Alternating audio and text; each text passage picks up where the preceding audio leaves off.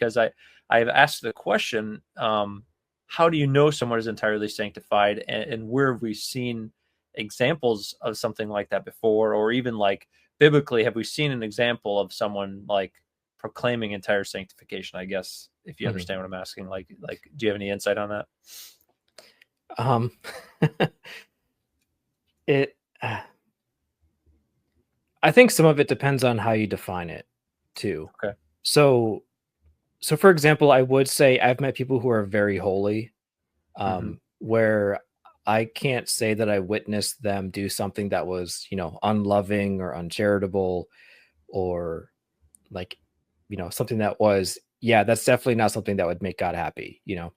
I've known people like that, but I think it goes back to how you define it, because some people would say when you're entirely sanctified, you don't sin, period.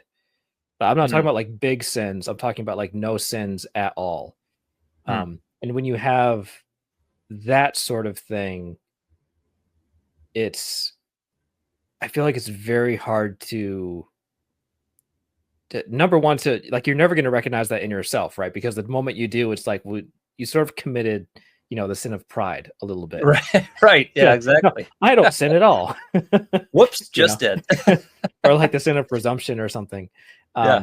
But then, trying to see that in other people, well, that's impossible too, because there's a lot of sins that just aren't, outward. They're a lot more private. So I don't think you could acknowledge that. But it also conflicts with, what Paul talks about, where he acknowledges that he has, his own thorn in his flesh that he has to wrestle with.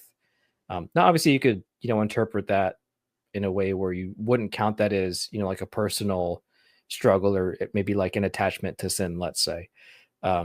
But yeah, so I think it does come down to how you define it, which is a part of why some people are a bit uncomfortable with it,